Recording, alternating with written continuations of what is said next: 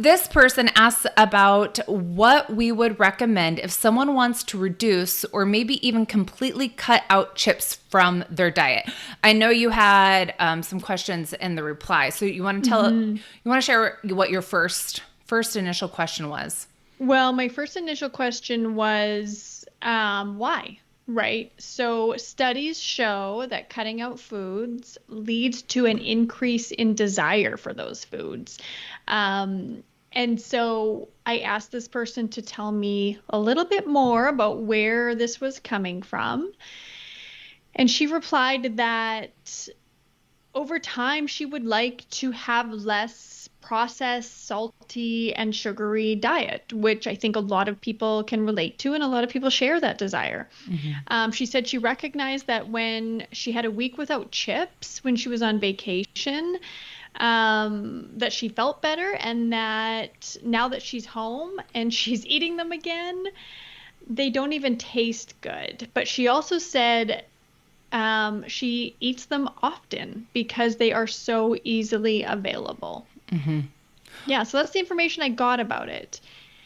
And I would say that just to kind of summarize, we have a person who eats a lot of chips, has a desire to reduce the processed or ultra processed foods in her diet, went without chips for a week because she was kind of removed from her home environment and was on holidays, came home, had the chips, and they don't taste as good as she has been telling herself they do, but then also just finds herself eating them again, and the frequency is increasing. Yeah, because it sounds like they're really convenient and accessible. Yes, super convenient to her. Yeah. And so just what's really interesting is then having this thought of maybe I should cut them out of my diet altogether. And also, just reminder, we all have a bias, and Annie and I have a bias towards balance and moderation. And that's why this group exists.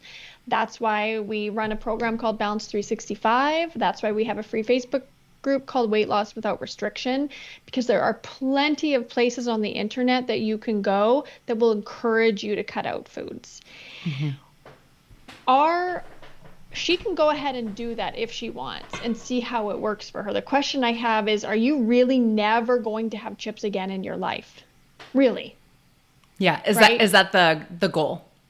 Is that the goal? Yeah.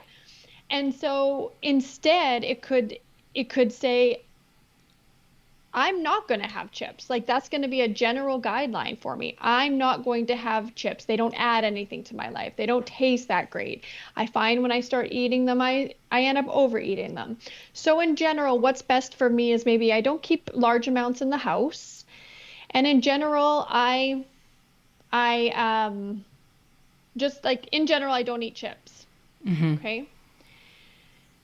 Then you can get really clear on when you do eat chips. When are chips okay? Okay, so in Balance 365, we call this deciding what your hell yeses are and your hell nos are. Okay, I like ice cream. I like ice cream a lot. I used to eat ice cream all the time. They were like that when I was a dieter. It was the food I would be obsessed with and I would binge on all the time.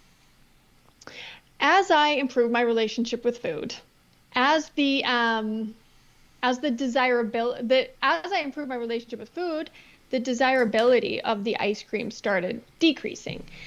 So not only did I have less cravings for it, I also realized when I would eat ice cream, just regular ice cream that say I picked up at the supermarket, it didn't taste as good as when I was dieting. And so now I can have ice cream sit in the freezer for weeks, months, and I won't even touch it, which is amazing. Yeah.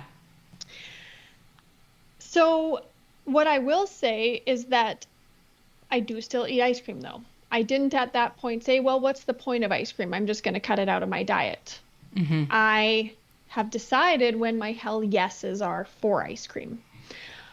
I know what ice cream does taste good to me. I know when I want to eat that ice cream, and I know who I'm going to eat it with. Okay, and another word for that in Balance 365 is valuable eating experiences. Yeah. Yes, you just had one with ice cream because you posted it on social media on I Sunday. did, yeah. Anytime, it doesn't happen often, but when I go out for ice cream with my family, I always give myself permission to say yes if I want to. Right. Sometimes I'm just not hungry, and believe it or not, I know this sounds wild because when people used to say this to me when I was 60 pounds heavier, I was like, okay, that's yeah, right. Right. I don't believe you. But sometimes ice cream just doesn't sound good. Right. And because I've already had enough food and because I know that I can get ice cream anytime I want, it just doesn't have that like intoxicating, alluring effect that you were talking about. But I always give myself permission to say yes if I want it, but I don't always want it. So, you know, what I think, generally speaking, when I think you and I would both say the same, a pretty good indication that someone has a healthy relationship with food or a specific food in general, maybe it's in this case chips, is that they can say yes or no with no drama. Yeah. And it's I like mean, not a big deal. yeah, well, and I'm not going to say that it's not like it doesn't cause some discomfort to say Right. no, right? Yeah. Like you're having some instant gratification urge to have chips or ice cream or whatever, and you say no and you cope with what comes after, right? People who struggle to say or people who can't say no do not have, they don't have a healthy relationship with food. What the thing here, I wouldn't want to put it out there that it's always going to be easy. If you have a healthy Right. relationship with food, it will always be easy to say no. It may not be easy to say no. The decision to say no may be easy. Like you may go, this is a clear no for me. Like this is not a situation I would like to consume ice cream in or chips or whatever. However, having to process the discomfort of saying no might be the more challenging part. Well, and I think a lot of times what's often behind a desire to just cut out or remove a food completely is that people don't want to have to say no. Yeah. They want the rule. They want this firm boundary. I said no to chips. I'm never having a chip again. I said no to alcohol. I said no to ice cream. I said no to sugar, whatever it is. And in that moment, in creating that rule, it often does lead you to think that like, oh, I don't have to worry about it anymore. I don't have to face the discomfort of like making those decisions. Do I want some? Do I not? How much? When? But I would say, there's a lot of options, as Jen was saying, between I'm having chips too frequently and I'm uncomfortable with how frequently I'm having them to I'm never having them ever again. And Yeah. if ultimately you There's a want middle to, ground. yeah. And if ultimately you want to be able to have chips sometimes or on occasion, then that's why we do the values work we do. That's why we talk with our members about what's a hell yes, what's a hell no, what's important to you, what are you as an individual comfortable with, right? Yeah. And so maybe some alternatives could include, instead of just saying, I'm never having chips again, maybe she doesn't keep them in the house.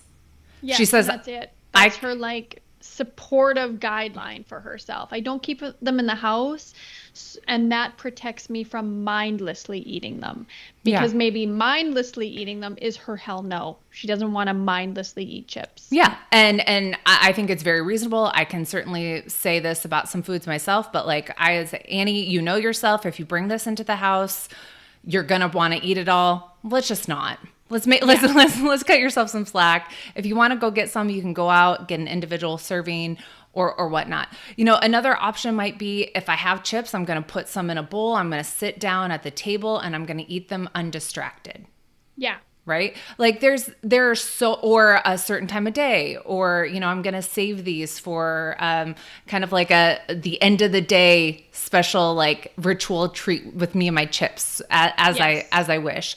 There's a lot of options in between, all the chips and none of the chips. Yes, absolutely. Yeah. So I think, it really depends on the member and what their ultimate long-term goal is, right? Yeah. Yes. Yeah. Yeah. Okay. Anything else to add? No, that's it. Hopefully we gave her something to think about. Yeah.